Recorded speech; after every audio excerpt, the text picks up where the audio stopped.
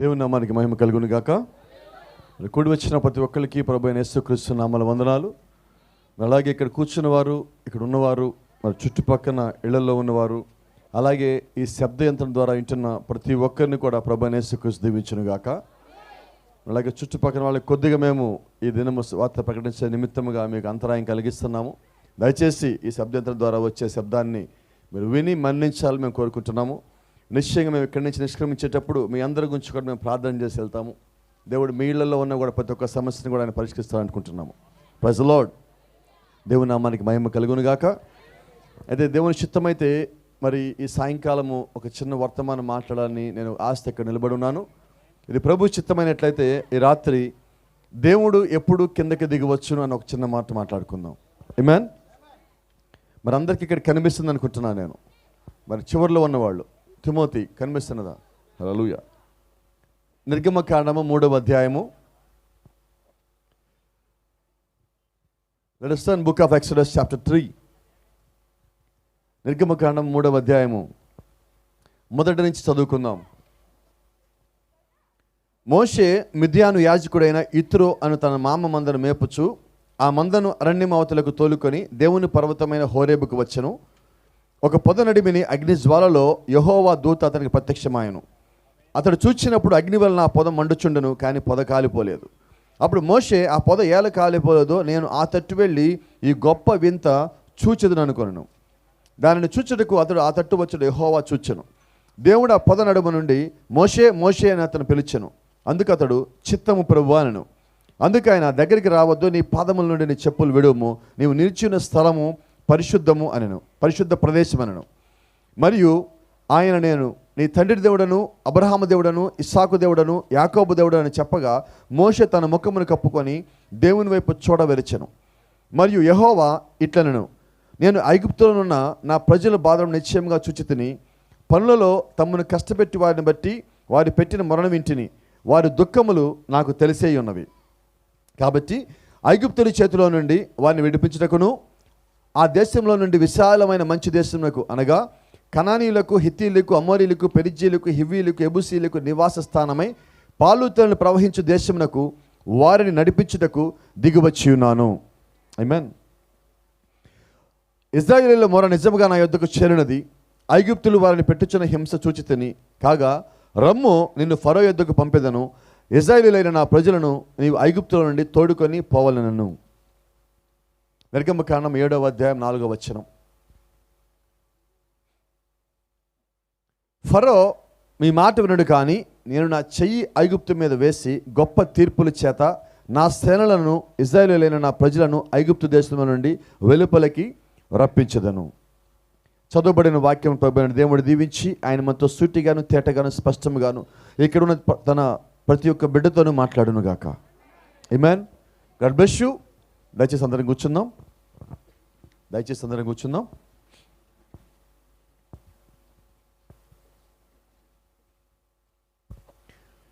మరొకసారి ప్రేమతో ఆహ్వానిస్తున్నాము. శబ్ద యంత్రం ద్వారా వింటున్న వారు ఎవరైనా ఉన్నట్లయితే, ప్రభు మమ్మల్ని ప్రేరేపించినట్లయితే నిశ్చయంగా ఇక్కడికి రావచ్చు.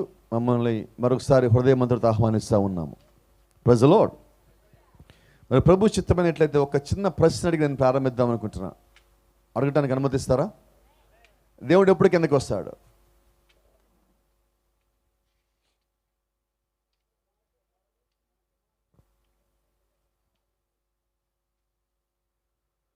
భూమి మీద పాపం పెరిగినప్పుడు, దేవునికి ప్రార్థించినప్పుడు, దేవుని యొక్క సమయం వచ్చినప్పుడు, లేకపోతే ప్రకటించబడిన సమయమునకు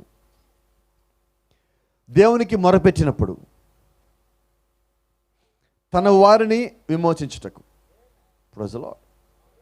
సో దేవుడికి ప్రతిదానికి ఒక ప్లాన్ ఉన్నది. ఆ రీతిగా మనం దేవుడిని సమీపించినప్పుడు ఆయన నిశ్చయం కిందకి దిగి వస్తాడు. హల్లెలూయా. ఒకసారి మనం ప్రార్థించినప్పుడు, రెండోసారి ఆయన అవసరం వచ్చినప్పుడు, భూమి మీద పాపం పెరిగినప్పుడు తన వారిని తీసుకెళ్ళటానికి, ఇలా దేవుడికి ఒక్కొక్క సందర్భం ఉందని కిందకి దిగిరటానికి. Praise the lord. దేవుని నామానికి మహిమ ఘనత ప్రభావం కలుగును గాక. ఆది కాండంలో మనం చూస్తున్నాం. ఆది కాండంలో దేవుడు ప్రతిరోజు సాయంకాలము ఇటువంటి సమయంలో తన యొక్క బిడ్డలు అక్కడ ఉన్నారు, ఆదాము అవ్వ. వారితో మాట్లాడి కింద దిగి వచ్చాడు. నిజమేనా? బైబిల్లో ఉంటే మీరు ఆమె చెప్పొచ్చు. అది నిజమేనా? Praise the lord. మరి దేవుడు ప్రతిరోజు ఎవరితో మాట్లాడడానికి వచ్చేవాడు? ఆదామవ్వతో. ఆదామవ్వ దేవుడికి ఏమవుతారు? బిడలవుతారు. ఒక చిన్న మాట చెప్పనండి, యెహోవా అనగా అర్థం ఏంటి? తన కుటుంబంతో కలిసి జీవించువాడు. Praise the lord. దేవుడు మనల్ని ఎందుకని సృష్టించాడంటే మనతో కలిసి జీవించడానికి. ఆదామవ్వను సృష్టించిన దేవుడు వాళ్ళు వదిలిపెట్టిపోలేదండి. ఆయన వాళ్ళతోనే కలిసి జీవించాలని కోరుకున్నాడు. అదే దేవుడు పాత నిబంధనలో మోషే కాలంలో ఐగుప్తు నుంచి కనానికి వచ్చేటప్పుడు ఆయన మధ్యలో అగ్నిస్తంభంగా ఉన్నాడు. Is right? వాళ్ళు మోసుకుని వెళ్తున్నప్పుడు ఆయన ఒక మందసంలో ఉన్నాడు. ఆ మందసం వాళ్ళు అక్కడ ఆగినప్పుడు వాళ్ళకు గుడారం వేసినప్పుడు ఆ గుడారం మధ్యలో ఉంటుంది. ఆ మధ్యలో గుడారం ఉండగా తూర్పు దిక్కున, ఉత్తర దిక్కున, పడమర దిక్కున, దక్షిణ దిక్కున ప్రతి దిక్కున 3 గోత్రములు ఉండే. మధ్యలో గుడారం ఉండేది. ఇప్పుడు దేవుడు ఎక్కడున్నాడు? 12 గోత్రముల మధ్యలో దేవుడు ఉంటున్నాడు. అంటే దేవుడు మనం సృష్టించింది మనకి చివరి ఉండటానికి కాదండి, మన మధ్యలో ఉండటానికి. ఆ కారణం చేస్తే కొత్త నిబంధనలో ప్రభువైన యేసుక్రీస్తు అంటాడు, ఏ 2-3 కూడి ప్రార్థన చేస్తారు నేను వారి మధ్యలో ఉన్నానని. అక్కడ 12 గోత్రముల మధ్యలో ఉన్న దేవుడు ఇక్కడే ఉన్నారంటే 2 మధ్యలో ఉన్నా కానీ వస్తానంటున్నాడు. Praise the lord. అన్ని జనుల్లో ఎక్కువ మంది కూడుకోరండి. అక్కడ ప్రతిసారాలు కూడుకుంటారు, కొద్దిమంది ఇక్కడ కూడుకుంటారు కాబట్టి అంటాడు ఆయన మన కోసం ఆయన తగ్గి కిందకు వచ్చి 2 ఉన్నా నేను మధ్యలో ఉంటానంటున్నాడు. Praise the lord. ఆయన నిజంగా మంచి దేవుడు కాదండి, గొప్ప దేవుడు కాదండి, మాట్లాడే దేవుడు కాదండి, కృపనిచ్చే దేవుడు కాదండి. Praise the lord. మంచిదండి. మరి దేవుడు ఆది కాండంలో ప్రతిరోజు వచ్చే దేవుడు ఈసారి కిందకు వచ్చినప్పుడు దేవుని దగ్గరికి ఒక న్యూస్ వచ్చింది. ఏ న్యూస్ వచ్చిందంటే, అయ్యా నీ కింద ఉన్న నువ్వు సృష్టించిన నీ కుమారుడు పడిపోయాడు. గమనించండి, నీ కుమారుడు పడిపోయారని చెప్పి దేవుడికి తెలియటే కాదు, దేవుడికి ఎవరో వచ్చి చెప్తా ఉన్నారు. అప్పుడు నిజమైన బాధ కలుగుతుంది ఒక తండ్రికి. నీ కుమారుడు కానీ పడిపోయినా తప్పిపోయినా మొట్టమొదటిగా వచ్చి అతను నీకు చెప్తే నువ్వు అతను సరి చేసుకుంటావు, బాగు చేసుకుంటావు. ఎవరో వచ్చి నీకు చెప్పారంటే నీ కుమారుడికి నీకు ఉన్న మధ్య అనుబంధం తగ్గిందని. నిజమేనా? మరి ఇక్కడ ఏం జరిగినది? ఎవరో వచ్చి చెప్తే అయ్యా నువ్వు సృష్టించిన నీ కుమారుడు, నీ యొక్క చేతి పని, ఆదాము తప్పిపోయాడు, ఆదాము పడిపోయాడు. ఇక్కడ మీకు జాగ్రత్తగా కనిపించండి. దగ్గరలో ఉన్నవాళ్ళు, మరి దూరంగా ఉన్న కనిపిస్తుంది అనుకుంటున్నా. ఎంతమంది ఉన్నారు ఇక్కడ? ఎంతమంది ఉన్నారు? 2 ముగ్గురా? 3 ఉన్నారా? ఎంతమందికి 3వాడు కనిపించాడు? అర్థమవుతుందా? వీళ్ళేమో వీళ్ళ పనిలో వీరుంటే వాడేమో వీళ్ళ గమనించే పనిలో ఉన్నాడు. చూడండి, ఎవరి పనిలో వాళ్ళు ఉంటాం, మన పని మనం చేసుకుంటాడు, మళ్ళీ ఎవడో ఒకటి అబ్జర్వ్ చేస్తూనే ఉంటాడు. అది వాడి డ్యూటీ. మన మీద వేగులు స్పైలు ఎప్పుడు ఉంటానే ఉంటారండి. అయితే నీ పని నువ్వు కరెక్ట్గా చేసేంత వరకు వాళ్ళని ఏమి చేయలేరు. Praise the lord. నీ దృష్టి వారి మీద పడినప్పుడే వాళ్ళని డైవర్ట్ చేయగలరు. Praise the lord. అయితే గమనించండి, వాస్తవంగా ఇక్కడ ఇంకొక చిన్న ప్రశ్న అడుగుదాం అనుకుంటున్నా. వాస్తవంగా ఏదైనా తోటలో ఏది జరిగింది చెప్పండి? What really happen in the garden of Eden? ఏదైనా తోట నిజానికి ఏది జరిగింది? ఒక యాపిల్ తినటం వల్ల ఇంత జరిగినదా? మరి ఇందాక కూడా మేము యాపిల్ తిన్నాం ఇంట్లో. పాలు బదులు ఇంట్లో మాకు యాపిల్ ఇచ్చారు, అది కూడా తిన్నాం. మరి నిజంగా యాపిల్ తినటం వల్ల కానీ తప్పో పాపం వచ్చినట్లయితే మనం దాన్ని ఆపేయాలి కదా. ఎందుకు ఇంకా అమ్ముతున్నాం, ఎందుకని కొనుక్కుంటున్నాం? ఇంకో రహస్యం చెప్పిన, భూమి మీద ఎక్కువ యాపిల్స్ కొనేది క్రైస్తవులే. ఇది తప్పు అయితే మనం దీన్ని తినకూడదు కదా. ఇది తింటూ ఇది తప్పు అని చెప్పి ఇది తింటూ మళ్ళీ చర్చకు వస్తున్నాం మనం. దీని అర్థం ఏంటిది? ఇంకో సంగతి తెలుసు, చాలామంది విశ్వాసులు జనవరి 1కి పాస్టర్ గారికి యాపిల్ గిఫ్ట్ ఇస్తుంటారు. దీని అర్థం ఏంటి మరి? అంటే పాస్టర్ గారిని తప్పులో పడమనా, పాపం చేయమనా? చెప్పండి. అసలు నిజానికి అక్కడ పాపము ఎక్కడి నుంచి వచ్చింది? యాపిల్లో నుంచా, సర్పం దగ్గర నుంచా? షూర్. సర్పం మాట్లాడుతుందా? మనకి ఇక్కడెక్కడొకప్పుడు మీకు దొరికి ఉండొచ్చు, చిన్న చిన్న పాములు మీ దగ్గరికి వచ్చి ఉండొచ్చు. కొన్నిసార్లు పలకరించడానికి వస్తూ ఉంటాయి పాములు, అవునా? మనమే కొట్టి చంపుతూ ఉంటాం. అవే మాట్లాడదాం అనుకుంటుంది, అదేం బుస్ బుస్ మాట్లాడదు, మనకు అర్థం కాదు, దాన్ని కొడతాం, దాని భాష మనకి రాదు. పెంతెకోస్తు భాష మనకి అర్థం కాదు, ఆ పాము వచ్చే భాష మనకు అర్థం కాదు, అందుకని దాన్ని కొట్టి చంపుతూ ఉంటాం. కాబట్టి గమనించండి, ఇప్పుడు నేను అడుగుతున్నా, వాస్తవంగా పాము మాట్లాడేటప్పుడు పాముకు నోరు ఉండాలి. ఇప్పుడున్న పాము మాట్లాడలేదు. ఎందుకని మాట్లాడదు అంటే దేవుడు దాని నాలుగు చీరేశాడు. దానికి 2 ఉంటాయి నాలుకలు, ఆ 2 కలిసి అది మాట్లాడగలదు.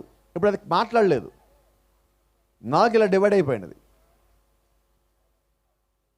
2 నాలుకల ద్వారానే దానిది. మనకేమో దేవుడు ఒకటే ఇచ్చాడు. కాబట్టి అవునంటే అవును, కాదంటే కాను. క్రిస్టియన్స్ ఎవరైనా ఎస్ అంటే ఎస్, నో అంటే నో. బయటికి అవును, లోపల నో అన్నావు అనుకో, నువ్వు క్రైస్తవుడు కాదు. నీకు ఆ సర్పానికి ఎటువంటి తేడా లేదని అర్థం. అయితే ఈరోజు మీరు ఎవరు కోపరమాకండి.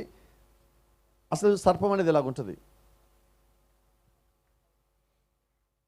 ఏదైనా తోటలో సర్పం గురించి నేను మాట్లాడుతున్నా. ఇది మాట్లాడే సర్పము. బైబిల్ చెప్తా ఉన్నది, ఒక చెట్టును చూపించి ఆ చెట్టు ఫలములు మీరు తిన్నారా అని చెప్పి ఆ సర్పం వచ్చి అవ్వని అడిగినట్టు చెప్తున్నది. నిజమేనా?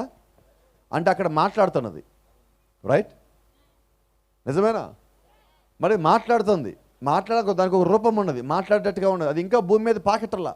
ఎందుకని పాకెట్టలేదంటే తప్పు జరిగిన తర్వాత, దేవుడు శపించిన తర్వాత అది భూమి మీద పాకిందని బైబిల్లో ఉన్నది. నిజమేనా?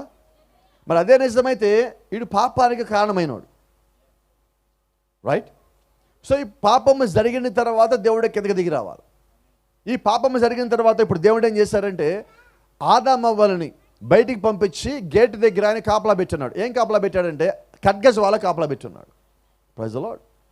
ఇప్పుడు దేవుడే లోపలికి రాకుండా వీళ్ళని కాపలా పెట్టున్నాడు. అయితే భూమి మీద పాపము జరిగినది అని తెలియగానే దేవుడే కిందకి దిగి వచ్చి ఈ ఇద్దరు నిమిత్తము, ఆదాము నిమిత్తము అవ్వ నిమిత్తము దేవుడే బలి అర్పణ ఇచ్చి, దేవుడే గొర్రెల్ని చంపి వధించి ఆ గొర్రె చర్మపు చొక్కాలను చేయించి అవి వీళ్ళకి తొడిగించి వీళ్ళని బయటికి పంపించి వీళ్ళు మళ్ళా లోపలికి రాకుండా దేవుడు అక్కడ ఖడ్గజ వాళ్ళ కాపలా పెట్టున్నాడు. Praise the lord. నిజమేనా? ఇదంతా బైబిల్ అని చెప్పుకుంటారా మనం? నిజమేనా? Praise the lord. గమనించండి, ఇప్పుడు దేవుడు కిందకి ఎప్పుడు దిగి వచ్చాడంటే ఆయన సృష్టించడానికి కిందకి వచ్చున్నాడు. సృష్టి అయిపోయిన తర్వాత వీళ్ళు పాపంలో పడినప్పుడు ఈ పాపం నుంచి వీళ్ళని కాపాడుకోవడానికి మళ్ళీ దేవుడు కిందకి వచ్చాడు. నిజమేనా? Praise the lord. అంటే దేవుడు భూమి మీద పాపము పెరిగినప్పుడు, పాపం పెద్దదైపోయినప్పుడు దేవుడే వచ్చి ఆ పాపాన్ని తీసేయాలనుకున్నప్పుడు దేవుడు ఖచ్చితంగా కిందకి దిగి వస్తాడు. ఆమేన్. నేను కొంచెం ముందుకు వెళ్తున్నా. వీళ్ళని బయట పంపించిన తర్వాత, వీళ్ళకి పిల్లలు పుట్టిన తర్వాత ఇద్దరున్నారు, కనిపిస్తారు ఇద్దరు మీకు ఇక్కడ. ఇద్దరు బలి అర్పణ చేస్తున్నారు. లేకపోతే ఇద్దరు 2 చర్చిలు కట్టారు, 2 బలిపీఠాలు కట్టారు. వీళ్ళిద్దరు ఎవరో తెలుసా మీకు? వీళ్ళిద్దరిలో ఎవరి బలిని దేవుడు అంగీకరించాడు? హేబెల్ బలి అంగీకరించాడు. అంటే నిజమైన బలి అర్పణ భూమి మీద జరిగినప్పుడు కూడా దేవుడు కింద దిగి వస్తాడు. నిజమైన బలి అర్పణ, వాస్తవంగా నిజమైన బలి అర్పణ ఏంటి దేవుడికి అంటే నీ హృదయం అయి ఉన్నది. నీ హృదయము దేవుడికి ఇవ్వటమే నిజమైన బలి అర్పణ అయి ఉన్నది. Praise the lord. కొంచెం ముందుకు వెళ్ళండి. దేవుడు మళ్ళా ఎప్పుడు కిందకి దిగి వచ్చాడంటే ఏబేలుని కయీను చంపేసిన తర్వాత దేవుడు కిందకి దిగి వచ్చాడు. బైబిల్లో అది మొట్టమొదటి హత్య, మొట్టమొదటి హంతకుడు, మొట్టమొదటి రక్తపాతము, మొట్టమొదటి అబద్ధము, మొట్టమొదటి అసూయ, ఇవన్నీ అక్కడే పుట్టినాయి. దాన్ని తీసేయటానికి, అదేంటో కనుక్కోవటానికి, దాన్ని సరిచేయటానికి దేవుడే కింద దిగి వచ్చాడు. దేవుడు ఎంత మంచి దేవుడు అంటే నిజంగా హేబేల్ని చంపిన కయీను దగ్గరికి కూడా వచ్చి కయీన్ అంటున్నాడు, ఇదిగో నీ తమ్ముళ్ళలాగా ఉంటే మంచిది కదా. లోపల అసూయ ఉన్నోడు అంటున్నాడు, ఇదిగో నీ తమ్ముళ్ళలాగా ఉన్న మేలు కదా, నీ తమ్ముళ్ళలాగా నువ్వు కూడా బలిర్పిస్తే నేను అంగీకరించనా? కయీన్ ఏమనుకున్నాడంటే నా తమ్ముడు అసలు ఉండబట్టే కదా దేవుడు నా బలి అంగీకరించలా. భూమి మీద ఉన్నది నేను నా తమ్ముడు ఇద్దరమే, మేమిద్దరం బలి అర్పిస్తున్నాం, మేమిద్దరమే బలిపీఠాలు కట్టాం, మేమిద్దరే దేవుడిని ఆరాధిస్తున్నాం.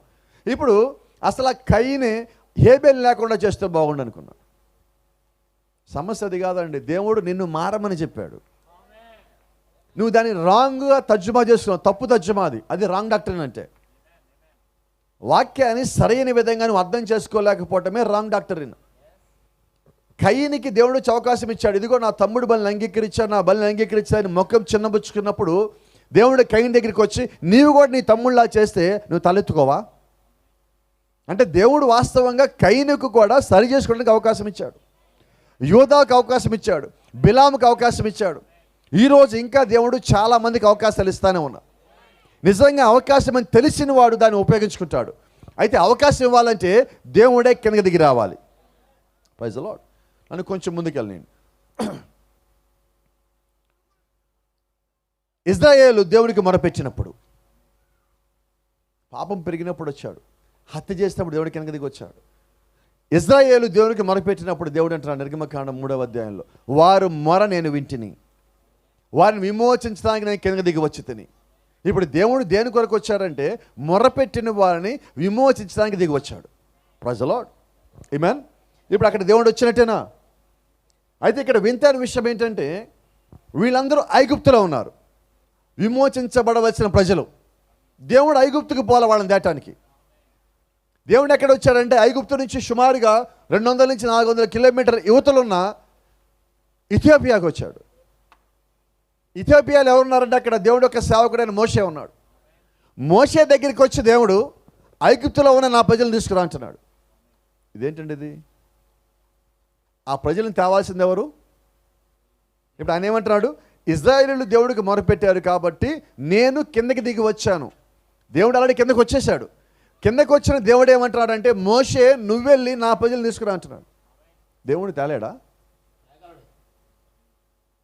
మరి ఎందుకని దేవుడు మోషే దగ్గరికి వెళ్ళినట్టు? దేవుడికి ఒక ప్రణాళిక ఉన్నది. ఆయన భవిష్యత్తులో ఒక మాట చెప్పబోతున్నాడు. ఏంటి ఆ మాట అంటే ఆమోస్ గ్రంథంలో 3వ అధ్యాయంలో 7వ వచనం చెప్పబోతున్నాడు. అది ఇంకా అప్పటికి చెప్పలా. కాబట్టి ఇప్పుడు దేవుడు ఏం చేశాడంటే ముందుగా ఆ మాట పలుకున్నాడు. ఏంటి ఆ మాట? చేయాల్సిన కార్యాన్ని దేవుడు ముందుగా చేసి తర్వాత దాని గురించి ఆయన మాట్లాడబోతున్నాడు. ఆమోసులో 3వ అధ్యాయంలో 7వ వచనం ఏముండదండి అక్కడ? దేవుడైన యెహోవా తాను సంకల్పించిన దాన్ని తన ప్రవక్తలైన తన దాసులైన ప్రవక్తలకు తెలియచేయకుండా ఏదియూ చేయడు. ఇప్పుడు మోషే ఎవరు? ప్రవక్త. ఇప్పుడు మోషేకి చెప్పకుండా దేవుడు అక్కడికి వెళ్ళి వాళ్ళు విమోచించవచ్చా? ఆయన దేవుడు అయి ఉన్నప్పటికీ దేవుడు పెట్టిన క్రమంలోనే దేవుడు ఉండాలి, మనము పెట్టిన క్రమంలోనే మనము ఉండాలి, దేవుడు మనల్ని ఉండమన్న క్రమంలోనే మనం ఉండాలి. అదే నిజమైనప్పుడు ఇప్పుడు దేవుడు తను చెప్పబోయే మాటకు ఆయన కట్టుబడాలి. కాబట్టి దేవుడు మొట్టమొదటిగా ఐగుప్తులో ఉన్న తన ప్రజల దగ్గరికి వెళ్లకుండా నేరుగా ఎక్కడికి వచ్చారంటే మోషే దగ్గరికి వచ్చున్నాడు. హల్లెలూయా, థ్యాంక్ యూ లార్డ్. గమనించండి, ఇప్పుడు దేవుడు మోషేతో ఎక్కడ మాట్లాడుతున్నాడు? వినబడలను ముందున్న గట్టిగా చెప్పాలి మీరు. మండుచున్న పొదలో. ఇప్పుడు దేవుడు ఎక్కడున్నాడంటే వాస్తవంగా పొదలో ఉన్నాడు. దేవుడు అక్కడ ఎలాగున్నాడంటే మండుచున్నట్టుగా ఉన్నాడు. Is the right? హల్లెలూయా. దేవుడు ఇప్పుడు మోషేతో మాట్లాడుతున్నాడు. వాస్తవంగా మోషే అప్పటికి పారిపోయి 40 ఏళ్ళు, రాజు దగ్గర ఉండి 40 ఏళ్ళు, మొత్తానికి ఇప్పుడు 80 ఏళ్ళు. వాస్తవంగా అబ్రహాం దినముల్లో అబ్రహాంతో దేవుడు ఒక మాట చెప్పాడు, అయ్యా నువ్వంటే లోబడ్డావుగా నాకు, నీ తర్వాత వచ్చే జనాంగం నాకు లోబడరు, కాబట్టి వాళ్ళు దాస్యత్వంలోకి వెళ్తారు. ఎంతకాలం దాస్యత్వంలో ఉంటారంటే 400 ఏళ్ళు దాస్యత్వంలో ఉంటారు. ఆ తర్వాత వాళ్ళు బయటికి రావాలి. అయితే వాస్తవంగా మోషే ఐగుప్తుకి వెళ్ళే సమయానికి వాళ్ళు 430 సంవత్సరాలు దాస్యత్వంలో. మోషే కానీ ముందే లోబడితే వాళ్ళు 10 ఏళ్ళు ముందు బయట రావాల్సిన వాళ్ళు. వాస్తవంగా మోషే అక్కడి నుంచి బయటకు వచ్చి 40 ఏళ్ళు. మోషే కొరకు వాళ్ళు అక్కడ వెయిట్ చేస్తూనే ఉన్నారు. Praise the lord. అంతేగాని దేవుడు మోషేని పక్కకి జరిపి ఇంకొకటి అక్కడ తేలేదు. దేవుడు ఎవరన్నా ఎన్నుకున్నాడంటే వాళ్ళే రంగం మీదకి రావాలి. వాళ్ళు వచ్చేదాకా దేవుడు వాళ్ళు వదిలిపెట్టడు. ప్రజలు అది నీ చిత్తము నా చిత్తము కాదండి, అది దేవుడి యొక్క చిత్తమైనది, అది దేవుని యొక్క పరిపూర్ణమైన చిత్తమై ఉన్నది. Praise the lord. ఇప్పుడు దేవుడు ఎక్కడికి వచ్చి మోషేతో మాట్లాడుతున్నాడంటే ప్రతిరోజు మోషే అక్కడి నుంచి నడుస్తున్నాడు. అదే ప్రాంతంలో మోషే తిరుగుతున్నాడు. 40 ఏళ్ళు ఆ కొండ పక్క నుంచి నడిచాడు. దేవుడు ఎప్పుడు మాట్లాడలా. మోషే అనుకుంటున్నాడు, ఐగుప్తులో ఉన్నప్పుడు నన్ను అందరూ విమోచకుడు అన్నారు, అక్కడి నుంచి ఇక్కడికి వచ్చే సరిగ్గా ఈ రోజుకి 40 ఏళ్ళు. నేను అప్పుడే దేవుడికి కానీ లోబడినట్లయితే నిజంగా దేవుడు నన్ను విమోచకుడుగా వాడుకునేవాడు కాదా అని అనగానే ఆ మండుచున్న పొద అప్పుడు కనబడింది ఆయనకి. ఆ పొదలోంచి ఒక స్వరం వినబడింది. ఆ స్వరం అంటుంది మోషే మోషే అనగానే మోషే త్వరగా అక్కడికి వెళ్తున్నాడు. ఆయన అన్నాడు, ఇదిగో మోషే. ప్రజలో వాస్తవానికి ఏంటంటే ఆ మండుచున్న పొదలోంచి ఆ స్వరము ఇక్కడున్న ఈ వ్యక్తిని ఏమని పిలిచినది? మోషే మోషే అని. ఆ మండుచున్న పొదలో ఉన్న ఆయనకి ఈయన పేరు ఎలా తెలిసింది?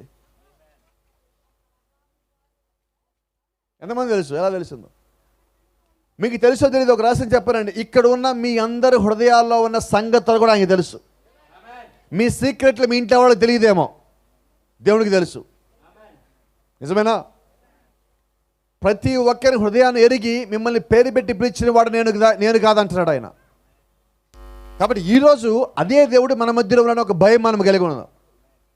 దేవుని నామానికి మహిమ కలుగును గాక. అయితే గమనించండి, నువ్వేమి కలిగి ఉండాలంటే మోషే మండుచున్న పొద దగ్గరికి వెళ్ళినప్పుడు దేవుడితో మాట్లాడిన అనుభవం కలిగి ఉన్నాడు. నిజమేనా? ఈరోజు నిజంగా నువ్వు సంఘానికి అడుగు పెట్టావంటే నువ్వే సంఘానికైనా వెళ్ళు, నువ్వు మండుచున్న పొద అనుభవం కలిగి ఉన్నావా? ఆ మంట నువ్వు కలిగి ఉన్నావా? దేవుని యొక్క జీవం కలిగిన వాక్యం నీ హృదయాన్ని తాకుతున్నదా? అది నీ హృదయాన్ని మండిస్తున్నదా? అటువంటి అనుభవంలో నువ్వు ఉన్నావా? నేను ఎక్కడ ఉన్నానది కాదండి, నువ్వు అనుభవం కలిగి ఉన్నావా లేదా? మొట్టమొదటిగా అనుభవం కలిగినప్పుడు అనుభవం నీకు సమస్తం నేర్పిస్తుంది. దేవునితో నువ్వు మాట్లాడిన అనుభవం కలిగి ఉన్నావా? Praise the lord. కొంచెం ముందుకు రానియండి. ఇప్పుడు నీకు ఒక మాట చూపిస్తున్నాను ఇక్కడ. ఇదేంటంటే మోషే ఏ పొదతో అయితే దేవుడితో మాట్లాడున్నాడో ఆ పొద ఈరోజు ఎలాగున్నది.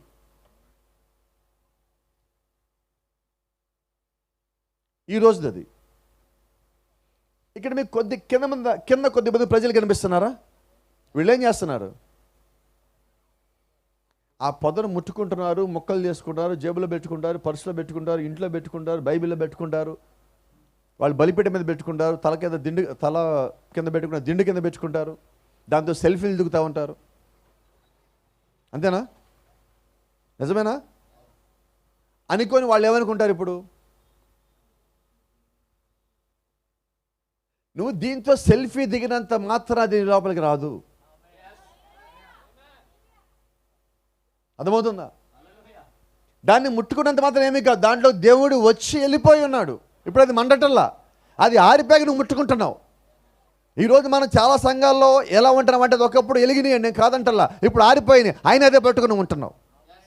అది సమస్య. నేనంటాను, మండుచున్న పొద అనుభవం నీ సంఘములో ఉన్నదా? నీ హృదయంలో ఉన్నదా? నీ ఇంట్లో బలిపీఠంలో అది ఉన్నదా? అది నిత్యం మండాలండి.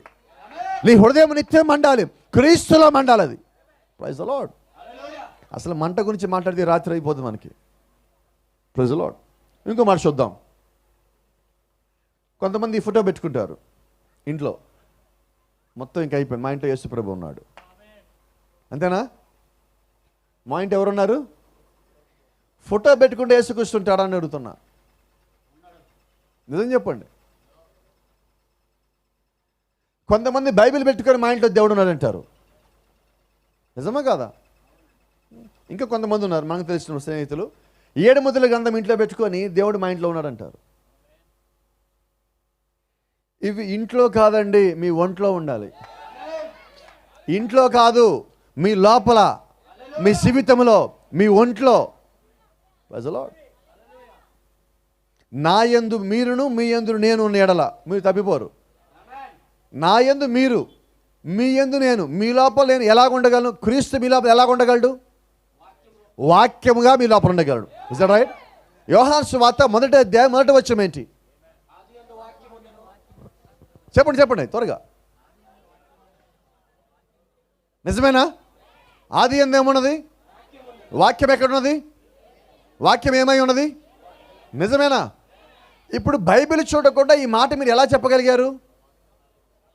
వినబడలా, నాకు వినబట్టలేదు, నాకు అర్థం కావట్లా. ఇప్పుడు ఆ వాక్యం ఎక్కడ ఉందంటే నీ లోపల నుంచి వచ్చింది. అంటే ఎప్పుడో ఎన్నో వాక్యమో నీ లోపల స్టోర్ అయి ఉన్నది. అంటే ఒక దినము నీవు కూడా ఆ వాక్యంలోకి మారుతావు. కాబట్టి అది ఇంట్లో ఉండటం కాదండి, అది నీ ఒంట్లో ఉండాలా. నువ్వు ఫోటోలు తీయటము, సెల్ఫీలు తీసి పెట్టుకోవటం కాదు, దానివల్ల ఎటువంటి ప్రయోజనం లేదు. బొమ్మల్లో దేవుడు ఉండడు. నా దేవుడు బొమ్మ దేవుడు కాదు, నా దేవుడు ఫోటో దేవుడు కాదు. నా దేవుడు పేపర్ మీద దేవుడు కాదు, నా దేవుడు పుస్తకాల్లో దేవుడు కాదు, నా దేవుడు మాట్లాడే దేవుడై ఉన్నాడు, నా దేవుడు జీవం కలిగిన దేవుడై ఉన్నాడు, నా దేవుడు నిజంగా మన మధ్యలోకి వచ్చే దేవుడై ఉన్నాడు, నా దేవుడు ప్రార్థిస్తే నా పక్కన నిలబడే దేవుడై ఉన్నాడు, నా దేవుడు అవసరమైతే స్వస్థపరిచే దేవుడై ఉన్నాడు, ఆయన నన్ను తాకే దేవుడై ఉన్నాడు. Praise the lord. నా దేవుడు మాట్లాడే దేవుడు. ఇంకో సంగతి చెప్పాలి, నా దేవుడు రోషం కలిగిన దేవుడు. మరి మీ దేవుడు ఎలాంటి దేవుడు? రోషం కలిగిన దేవుడేనా? మరి ఆయన రోషం కలిగిన దేవుడు అయితే మరి మీరేమై ఉన్నారు? మరి ఆ రోషం మీ లోపల ఉన్నదా? ఆ రోషం మీ లోపల కలిగి ఉన్నట్లయితే మీరు రోషం కలిగి దేవుడు యొక్క కుమారులు కుమార్తెలై ఉన్నారు. Praise the lord. కాబట్టి గమనించండి, ఫోటోలు మనల్ని ఏమీ చేయలేవు.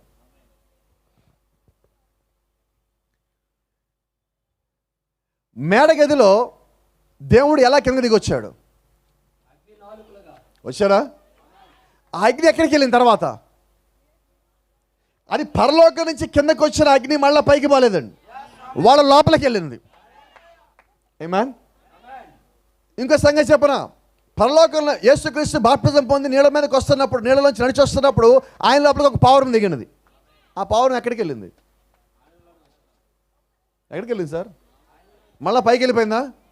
వెళ్ళలేదండి. అపోస్తలుల మీద దేవుడు కుమ్మరించిన అగ్ని మళ్ళీ పైకి వెళ్ళిపోలేదండి, అది వారి లోపల ఉన్నది. హల్లెలూయా. దేవుడు వారిలోనే ఉండి వారితోనే ఉండి ఆ అదే అగ్నిలోంచి దేవుడు వాళ్ళు నడిపించాను. ఐగుప్తులో ఉంచి దేవుడు కనాను వరకు ఎలా నడిపించారంటే వారి తల మీద ఎలాగున్నాడు? పగలు ఎలాగున్నాడు? పగలు మేఘస్తంభం గారు, రాత్రి అగ్నిస్తంభం గారు దేవుడు వాళ్ళ మధ్య సంచరించున్నాడు. Praise the lord. అంటే దేవుడు వాళ్ళని వదిలిపెట్టాడా? లేదండి. ప్రతిరోజు దేవుడు యొక్క ప్రవక్త అయిన మోషే ఐగుప్తు నుంచి వాళ్ళు నడిపించేటప్పుడు ఆయన దగ్గర అగ్ని ఉండదో చెక్ చేసుకుంటున్నాడు.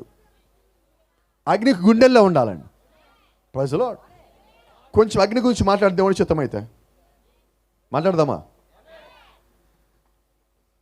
అసలు ఈ అగ్ని మనకు నాగరికత తెచ్చింది. ఇది లేకపోతే జంతువుకి అసలు మనకి తేడాలనే లేదు. నిజమా కదా? ఒక చిన్న మాట చెప్పుకుందాం. ఆది కాండంలో ఏదైనా తోటలో ఒకవేళ మనం కానీ అక్కడ ఉన్నట్లయితే ఓ చిన్న సంఘటన మిమ్మల్ని అడుగుతాను, చిన్న ప్రశ్న.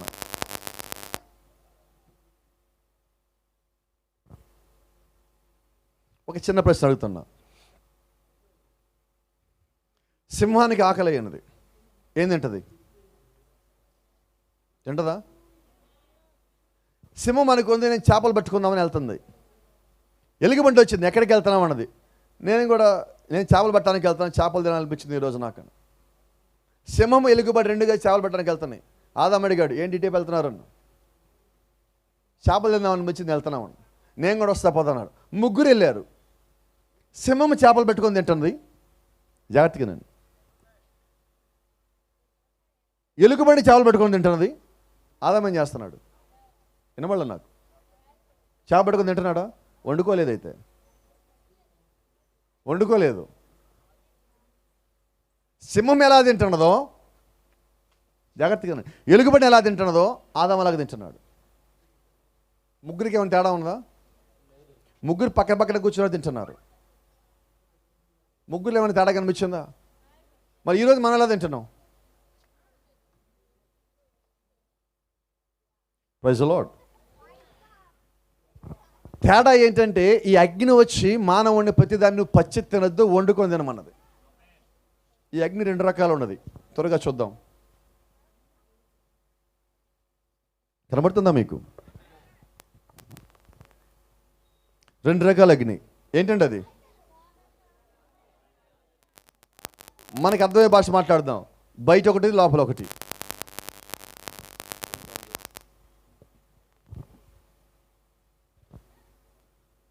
ఓకే, బయట అగ్ని, లోపల అగ్ని. వాటిని కూడా చూద్దాం. ఒకటేమో ఇంట్లో ఉండేది, ఇంకోటేమో వంటలో ఉండేది.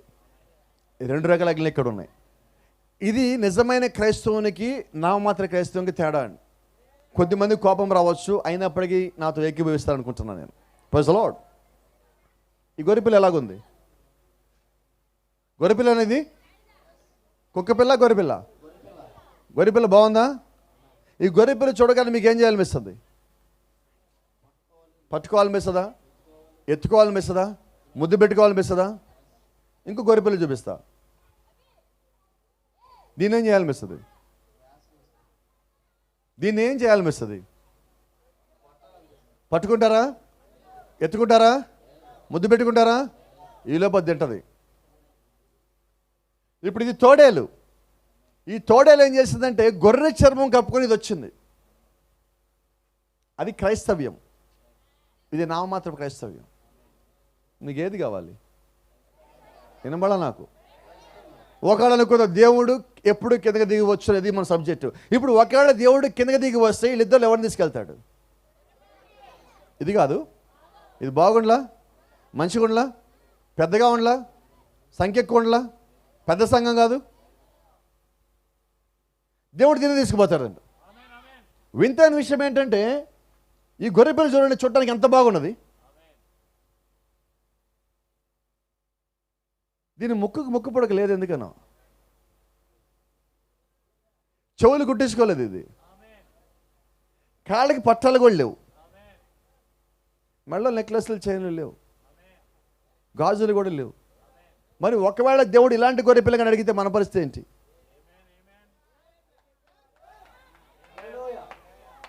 ఒకవేళ దేవుడు ఇలాంటిది అడిగితే మన పరిస్థితి ఏంటి? నువ్వు భూమి మీదకి వచ్చినప్పుడు ఏం బంగారం తెచ్చావు? కాలేదా? కనీసం పావు కేజీ కూడా, 100 గ్రాములు, ఒక ముక్క పుడక. ఇదేంటి సార్? మరి ఇవన్నీ ఇక్కడికి వచ్చా తగిలించుకున్నావు, అంతేనా? పోనీ ఒకవేళ పైకి వెళ్ళేటప్పుడు ఎందుకు తీసుకుపోతావు? అదేంటది? ఇదేంటి సార్ మీరు అంతా మీ ఇష్టమైన కిందకు వచ్చిన తర్వాత దేవుడు కిందకి పంపించినప్పుడు మీ ముక్కులకి చెవులకి రంధ్రాలు పెట్టి పంపించాడా? పంపించలా. భూమి మీద నువ్వు ఒక బానిసమైన గుర్తు ఏంటంటే నీ చెవికి ఒక రంధ్రము. అది తెలియక ఈరోజు ఏం చేస్తారంటే ఇక్కడి నుంచి బిగిన్ చేస్తారు. 1 2 3 4 5 6 వేస్తున్నారు ఇక్కడ. ఒక రంధ్రం వేస్తే నువ్వు భూమి మీద బానిసమంటున్నాడు బైబిల్లో.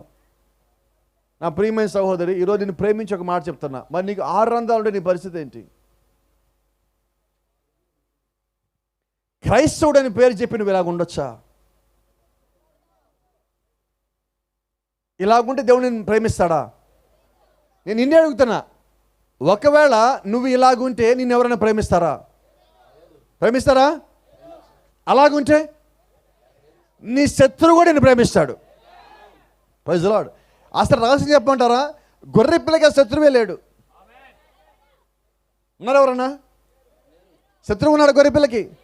గట్టిగా చెప్పట్లేదు మీరు. ఎందుకనో ఇళ్లలో కూడా బయటికి రావాలి మీరు చెప్తే. సువార్త కూడికంటే మనం మాట్లాడుకోవడం కాదు, అందరిని లోపల నుంచి పిలవటం. ఇక్కడ ఈ గొర్రె ఇది బాగుందా అది బాగుందా నాకు చెప్పండి ఒకటే మాట. అదే బాగుందా? దాన్ని తీసుకెళ్దామా? దేవుడికి అదే కావాలా? అయితే మనం అలాగ ఉందామా? ఎంతమంది ఉందాం అనుకుంటున్నారు? ఎంతమంది ఉండడానికి ఇష్టపడుతున్నారు? Praise the lord. దేవుడి నామానికి మహిమ కలుగును గాక. ఆమేన్.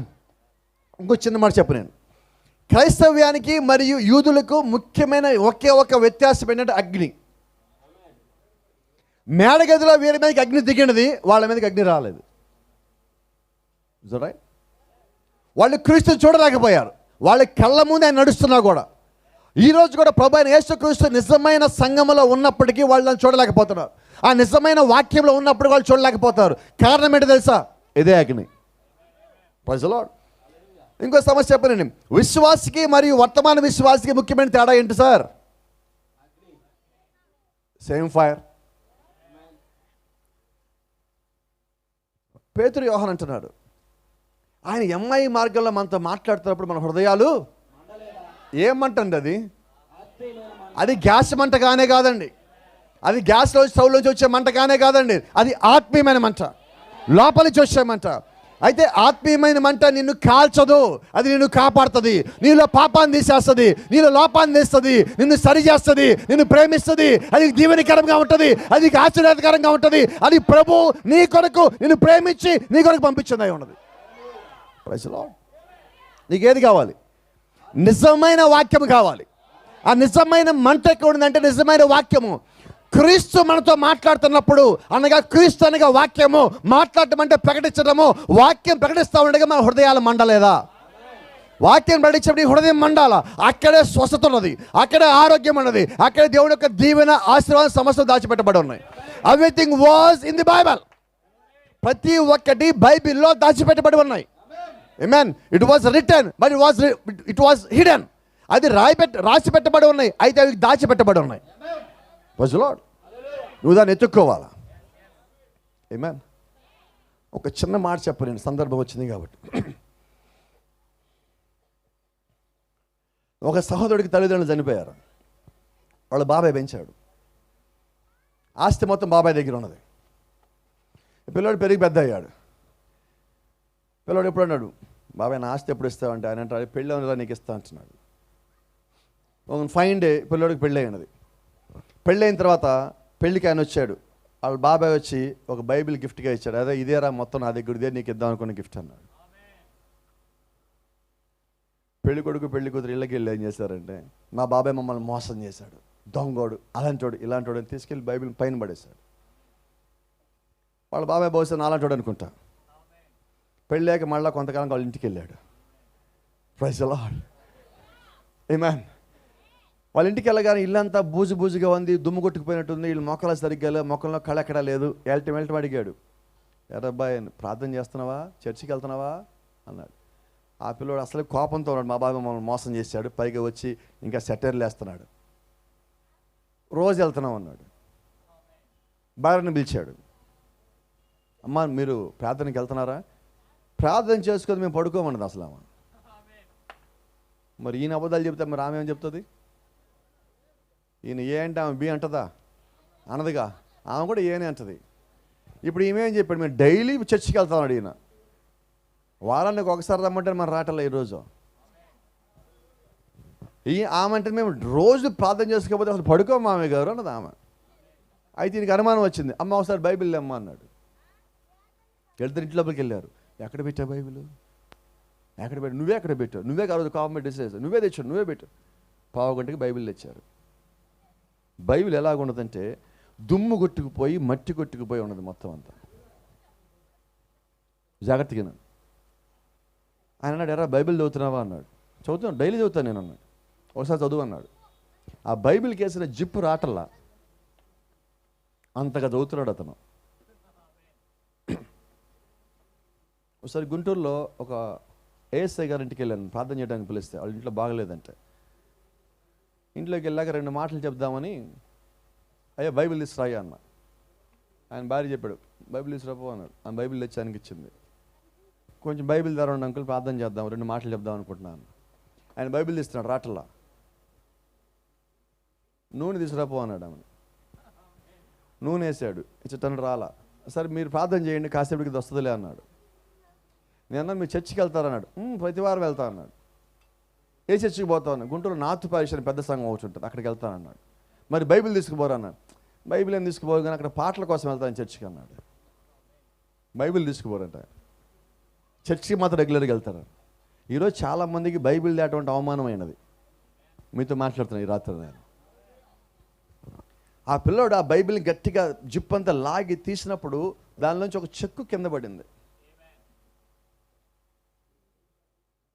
$1,00,000 చెక్ అది. ఇప్పుడు మన భాషలో మాట్లాడుకున్నట్లయితే, మన దేశపు కరెన్సీలో మాట్లాడుకుంటే 75 లక్షల రూపాయల విలువైన చెక్ అక్కడ ఉన్నది. ఏం జరిగిందంటారు? నువ్వు మొట్టమొదటి రోజే బైబిల్ ఇవ్వగానే తీసి చదివినట్లయితే ఇన్ని రోజులు నువ్వు దరిద్రంలో ఉండేవాడు కాదు. దేవుడు కూడా నీ కొరకు అలా వాగ్దానం మొత్తము రాసి పెట్టి దాచిపెట్టి బైబిల్లో ఉంచాడు. నువ్వు దాన్ని చదవటం లేదే. మీకు తెలుసో తెలియదు అసలు ఈ బైబిల్ అంటే అసలు మీరు దీన్ని ఏమనుకుంటున్నారు? ఇది వీలునామా అండి. దీని పేరు వీలునామా.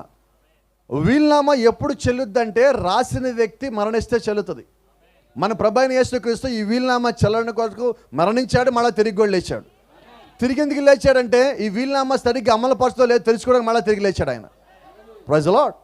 ఇప్పుడు దీని లోపల ఏమున్నాయో అవన్నీ రాసిన దేవుడు మరణించాడు. హెబ్రీయులకు రాసిన పత్రికలు అంటున్నాడు, ఎదిగో మరణ శాస్త్రం రాసిన వాడు మరణము అవశ్యము. అది రాసిన వాడు మరణిస్తే తప్ప ఆ శాస్త్రము చెల్లదు.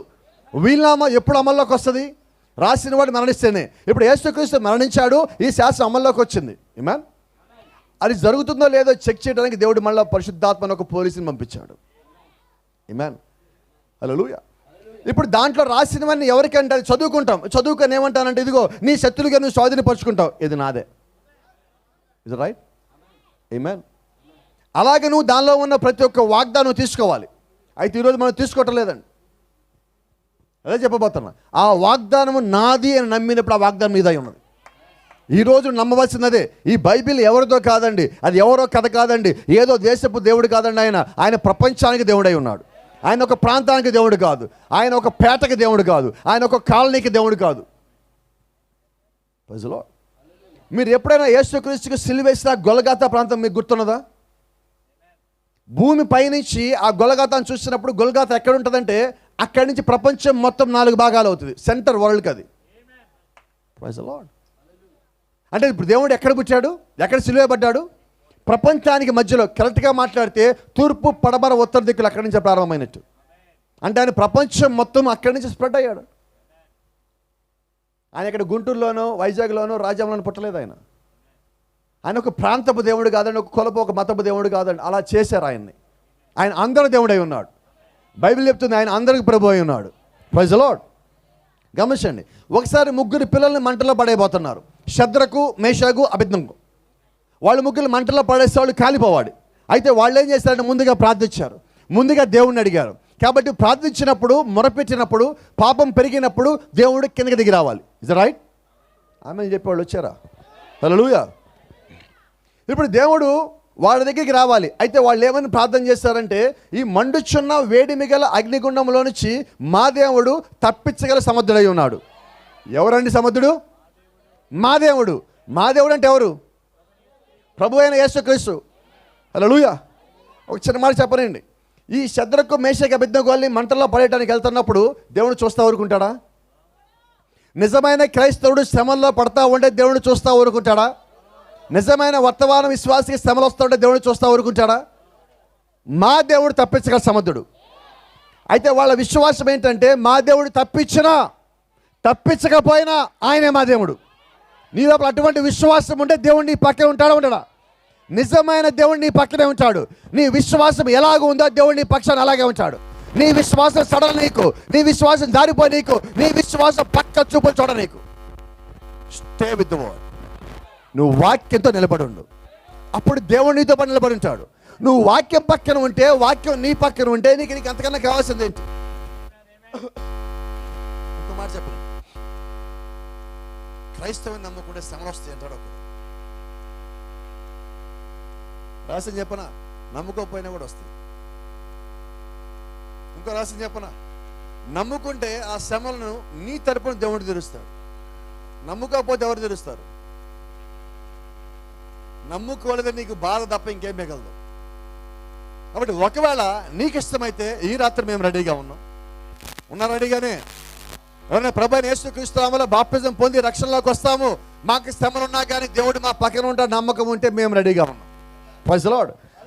అన్ని ఆఫీసులు 6 రోజులే ఉంటాయి, సోమవారం శనివారం దాకా. అయితే మా ఆఫీస్ ఆదివారం కూడా ఉంటుంది.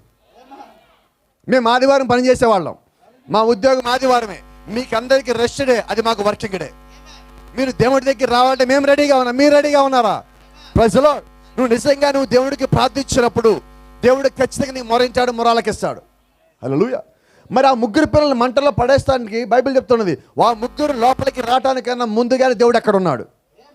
ఇప్పుడు దేవుడు మంటలు తీసేయలేదండి, ఆయనే వారి కొరకు మంటల్లో వచ్చి మంట వారిని ఏమీ కానికుండా కాపాడున్నాడు. అంటే శ్రమని దగ్గరికి వచ్చినప్పుడు శ్రమ నీతో పాటే ఉంటుంది. అయితే దేవుడు కూడా నీ పక్కనే ఉంటాడు. హల్లెలూయా. Thank you lord. ఒకసారి ఒక సహోదరి ఆమెతో పాటు యేసుక్రీస్తు కూడా నడుస్తూ ఉన్నాడు. ఆమె మాట్లాడుతుంది, అయ్యా నువ్వు అంటే నాకు చాలా ఇష్టం, నువ్వు అంటే ప్రాణం, నీ కోసం నేను ఏమైనా చేస్తానని చెప్తావు. అలాగొస్తున్నది. కొద్దిసేపటికి నీళ్ళు వచ్చింది. నీళ్ళలో దేవుని చేతి పెట్టుకుని నడిపిస్తున్నాడు. కొద్దిసేపు రాళ్ళు వచ్చి రాళ్ళ మీద దేవుని చేతి పెట్టుకుని నడిపిస్తున్నాడు. కొద్దిసేపు నడిచిన తర్వాత ఆమె వెనక్కి ఎదురు చూసింది. చూడగానే అక్కడ భూమి మీద ముళ్ళ పొదలు మొత్తం ఉంది. ఆ ముళ్ళ పొదల నుంచి రక్తం కారుతా ఉంది. ఆమె చూస్తాడు, ప్రభు అక్కడ ఒక్కళ్ళ పాదముద్రలో ఉన్నాయి, నువ్వు నన్ను అక్కడ వదిలిపెట్టావా అని. ఆయన అంటున్నాడు, నువ్వు అక్కడ నడవలేవని నేను ఎత్తుకున్నానమ్మా, పాదముద్రలు నీవి కాదు నాదంటున్నాడు. శ్రమలను దాటేలేదండి, నిన్ను దాటించాడు. శ్రమల దగ్గర రాకుండా పోవు, శ్రమలు వస్తాయి. అయితే శ్రమలు ఆయన పక్కన ఉంటాడు. నిజమైన క్రైస్తవుడు ఏమని ప్రార్థన చేయాలంటే, ప్రభువా నాకు శ్రమలు రాకుండా చెయ్యని కాదు, శ్రమలు వస్తే నువ్వు నా పక్కన ఉండి ప్రభు అని ప్రార్థన చేయాలి. నీ ప్రార్థన సరి చేసుకో ప్రతిసారి. నువ్వు నా పక్కన ఉంటే నాకు విజయం ప్రభువా, ఆ విశ్వాసం నువ్వు కలిగి ఉండు. ఇప్పుడు నడిచేది ఇద్దరు ఒక్కళ్ళ. ఆ ఒక్కళ్ళు ఎవరు? ప్రభువైన యేసుక్రీస్తు. అంటే సమస్య వచ్చినప్పుడు ఆయన నిన్ను పైకెత్తి ఆ సమస్య ఆయన తీసుకుంటున్నాడు. నీ గాయాలు ఆయన తీసుకున్నాడు, నీ మరణం ఆయన తీసుకున్నాడు, నీ అతిక్రమం ఆయన తీసుకున్నాడు, నీ సమాధిని కూడా ఆయన తీసుకున్నాడు. అన్నీ ఆయన తీసుకొని అక్కడ ఆయన పైకి లేపెట్టున్నాడు. ఈరోజు అందుకే ఇక్కడ ఇంత ప్రశాంతంగా కూర్చోగలిగి ఉన్నాం.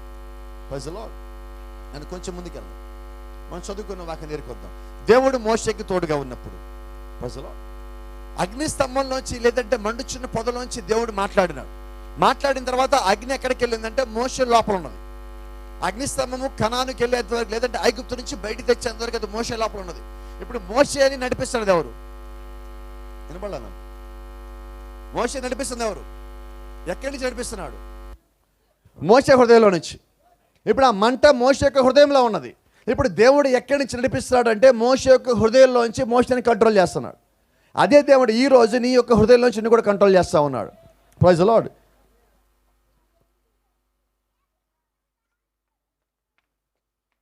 దేవుడు అడిగాడు, మోషే నీ చేతిలో ఏమున్నది? అయ్యా నా చేతిలో కర్ర ఉన్నది, ఆ కర్ర కింద పడే. ఆ కర్ర పామైంది.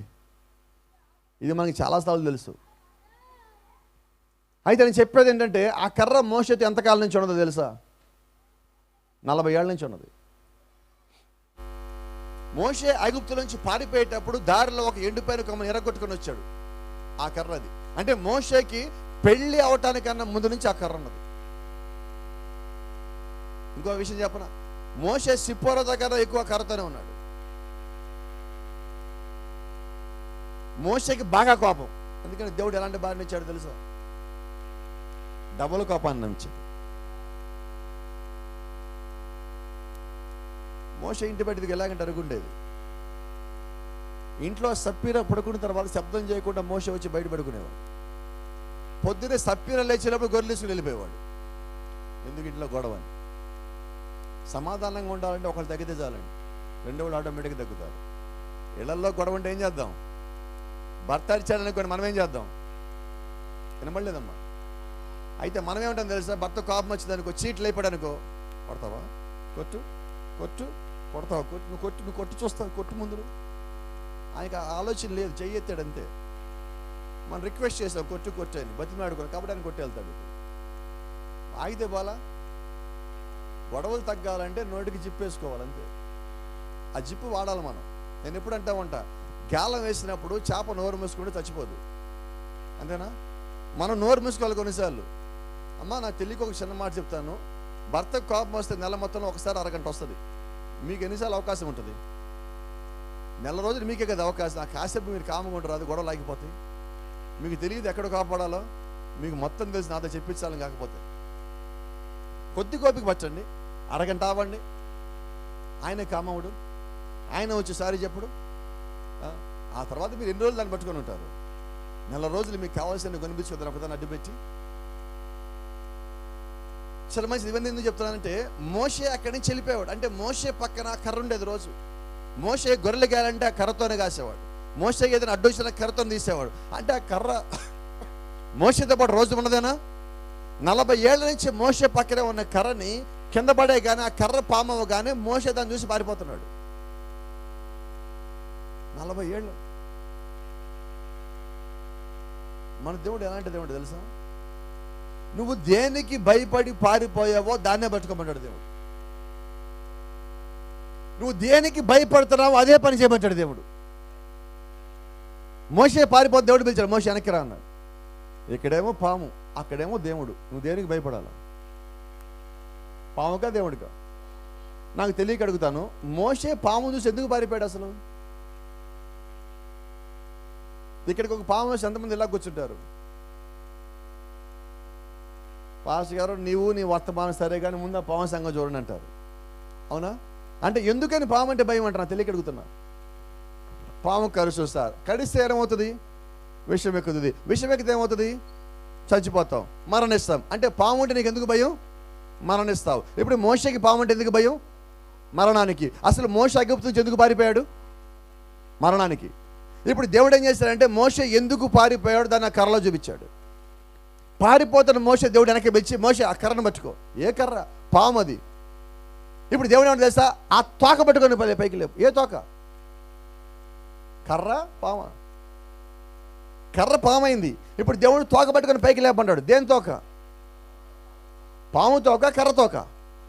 రెండు కాదండి. మోషే దేనికైతే భయపడతా మరణం యొక్క తోక పట్టుకొని పైకి లేపాడు. ఇప్పుడు మోషే చేతులు ఏమన్నది? ఆ తోక భూమి నుంచి ఎంత పైకి లేపడం అంత కర్ర అవుతుంది అది. Thank you lord. ఇప్పుడు మోషే చేతులు ఏమన్నది? అంతకుముందేమో కర్ర భాగము కింద పైన పెద్దగా ఉండేది, కింద చిన్నగా ఉండేది. ఇప్పుడు ఏం జరిగింది? బైబిల్ ఆదికాండం 3:15 ఒక వచనం ఉన్నది. అది నీ మడమల మీద కొడుతుంది, నువ్వు దాని తల మీద దొక్కుతావు. అంటే అది ఎక్కడ ఉంటుంది? నీ కాలు యాంకిల్ దగ్గర అది ఉంటుంది. ఇప్పుడు మోషే దీనికి ఇలా పైకి లేపినప్పుడు తోకేమో పైన ఉన్న తల ఎక్కడికి వచ్చింది? కాలు దగ్గరికి వచ్చిందా? మీకు సంగతి తెలుసా? మోషే ఈ కర్రలో చనిపోయాడు. బండతో మాట్లాడు మోషే ఏం చేశాడు? ఏ కర్రతో? ఈ కర్రతో. ఈ కర్రలో ఏమున్నది? మోషే యొక్క మరణం ఉన్నది. అర్థమవుతుందా మీకు? కరెక్ట్గానే వెళ్తున్నాం మనం? నిజమేనా అదంతా? ఈ కర్రతోనే మోషేకి ఆవేశం రాగానే, ఆవేశం వద్దండి. అందుకని ఆవేశంలో మనం సరిగ్గా ఉండం, సరైన నిర్ణయాలు తీసుకోం, వదిలేయండి. ఆ ఆవేశం తప్పిపోయేంత వరకు మోషే ముసలోడు అయిపోయేంత వరకు దేవుడు ఓపిక పెట్టాడు. ఆవేశం పోయిన తర్వాత అప్పుడు దేవుడు వాడుకున్నాడు. అప్పుడు నిజంగా నీలో ఆవేశం ఉందా? వినబడాలి నాకు. ఆవేశం మంచిగా ఉండాలి. దైవావేశం అయితే అది మంచిదండి. ఆవేశం అయితే పనికిరాదు, ఆయాసం వస్తుంది తర్వాత. ఇప్పుడు ఈ కర్రలో ఏమన్నదంటే మోషే యొక్క మరణం అన్నది. ఇప్పుడు మోషే యొక్క మరణాన్ని దేవుడు మోషే చేతిలో పెట్టాడు. నువ్వు ఎంతకాలం సరిగా ఉంటావో అంతకాలం అది బాగానే ఉంటుంది. నువ్వు సరిగా లేకపోతే ఈ కర్రని చంపుతుంది. ప్రజలో ఇప్పుడు మోషే ఈ కర్రని పక్కలో పెట్టుకుని పడుకోగలడా? ఎప్పుడు పామవుతుందో తెలియదు. వాక్యం కూడా అంతే. నా ఇష్టం వచ్చేటట్టు బోధిస్తారంటే అదే 2 అంచులు వాడే కరెక్ట్గా మన ఏపు జరుగుతుంది. అది బీ కేర్ఫుల్. నువ్వు వాక్యానికి దేవుడికి లోబడంత కరకు నీ చేతులు అది కర్రే. నువ్వు తేడా చేసావా అదే నీ మీద తిరగబడుతుంది. So be careful about it. Praise the lord. Let me tell you one more thing. వాస్తవంగా ఎప్పుడైతే దేవుడు ఆ కర్రలో మహిమను పెట్టున్నాడో ఆ కర్ర చాపితే సముద్రం తెరవబడాలి. Is that right? ఆ కర్ర కిందేసినప్పుడు ఎన్నేమ్రేలు కర్రలు దాని ముందు నిలబడలేదు. నిజమేనా? ఆ కర్ర తీసుకొని నీళ్ళని ఏటి మీద పోసి ఇలా కొట్టినప్పుడు ఆ కర్ర కొట్టిన తర్వాత ఆ నీరు రక్తంగా మారింది. ఆ కర్ర చాపినప్పుడు మిడతలు వచ్చినాయి, ఆ కర్ర చాపినప్పుడు ఈగలు వచ్చినాయి, ఆ కర్ర చాపినప్పుడు కప్పలు వచ్చినాయి. అంటే మొత్తం దేంటో ఉన్నది? ఎక్కడుంది సార్? ఆ కర్ర పేరు యేసుక్రీస్తు. ఎందుకంటే అవన్నీ చేసింది ప్రభువైన యేసుక్రీస్తు. ఆయన ఏమన్నాడు? ఇదిగో నువ్వు ఐగుప్తులోకి వెళ్ళు, నువ్వు ఇశ్రాయేలు మధ్యలోకి వెళ్ళు, అక్కడ ఫరో ఉంటాడు, నువ్వు వాళ్ళు రమ్మని చెప్పు, ఫరో పంపించాడు, అప్పుడు నేనే బలమైన కార్యములు చేసి వాళ్ళని బయట తీసుకుని వస్తాను. ఇవన్నీ చేసింది ఎవరు? ఇప్పుడు కర్రేనా? కాదండి, ఆ కర్రలో ఉన్న ప్రభువైన యేసుక్రీస్తు. ఆమేన్. ఇప్పుడు గమనించండి, ఇంకో మాట చెప్తాను. ఇప్పుడు దేవుడు వాస్తవంగా మోషేని పిలిచాడని కర్రను పిలవలేదు. నిజమేనా?